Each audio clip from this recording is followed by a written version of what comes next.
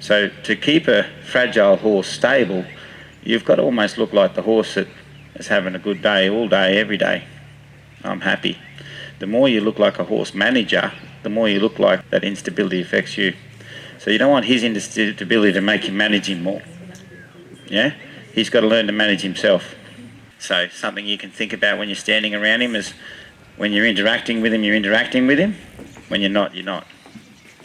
So if he starts to kind of want this and talk to you and have a big conversation when you're talking to someone else or getting your saddle, he's got to learn that that's you know, just like he would learn off another horse. They learn it in the herd. Some horses don't have that chance to grow up in the real herd world. So they grow up with our body language, which was, oh, you're an animal. I can touch you whenever I like. I own you. You're mine. I feed you, I pat you, I do whatever I want with you. So they learn from us very quickly that we don't have very good boundaries of body language. We don't treat horses like we treat our friends. We treat them a little differently. So it's like monkey see, monkey do. Yeah? So if you touch him, you have to be just as respectful of his body language and his space as much as he is of yours. I'm sensitive and I'm talking to you. Yeah? I'm sensitive and I'm talking to you. I want him to understand that. Because once he understands that, he won't be so anxious, because leaving a horse wondering is leaving the anxiety in them. Wondering is anxiety. You don't always have to tell your horse, don't do that, don't do that. What's the alternative of saying don't? Do. So we're teaching horses to do something. Do understand my body language. Do understand that when I put that rope there, you don't need to go anywhere.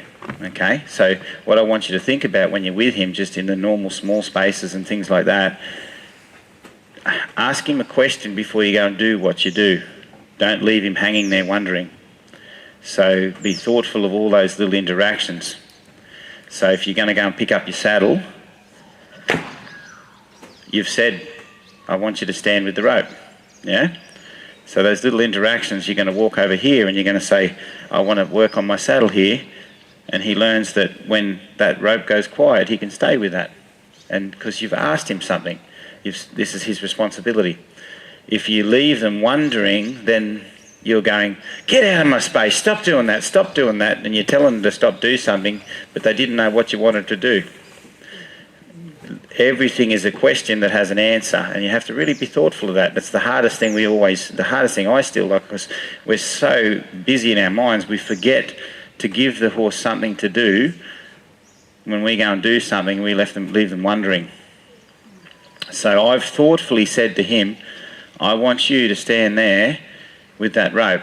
Now, if he didn't know how to do that, it'd be my responsibility to teach him to lead better and show him how to follow a feel, so when I drop that rope there, he knows to stay with it.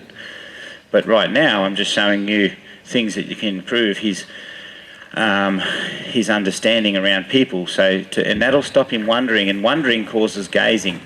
When a horse is not centred in their mind, they're wandering and bouncing between thoughts, they start to just gaze off over there and then wander off over there. It's like a snowball effect.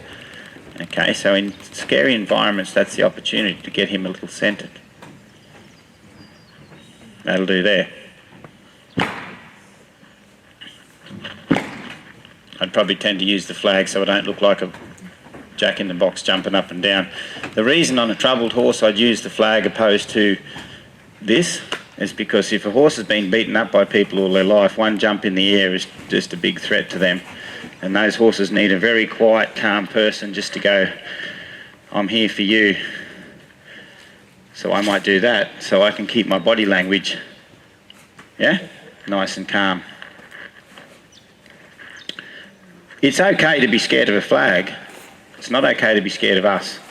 There's plenty of things a horse is going to be scared of that you can't in this real world. In this world, you can't make them not scared of stuff, because horses, that's how they survive, being aware of things and not trusting everything. And that's fine. Not trusting everything's fine. Trusting us is so important. Trusting this rope is very important. Flags. kangaroos. They're out there. Trusting us will help a horse deal with the anxiety of the things that it doesn't trust. Okay, because that makes it feel like it's one of a herd, not isolated. A lot of horses I see with their owners feel isolated. So every kangaroo's got a machine gun. Whereas if the horse is not isolated and one with a confident herd, then that's just a kangaroo to be wary of, but I'll follow the feel of the herd because that's what I do in the wild. I follow the feel of the stronger horse who makes the better decision in certain scary situations. And that's you. And that's how we train horses. I've never seen anyone hold a kangaroo on a stick long enough to desensitise it. Yeah? So it's futile to think we can just throw tarps over them and wave flags and desensitise them. That's what makes them worse.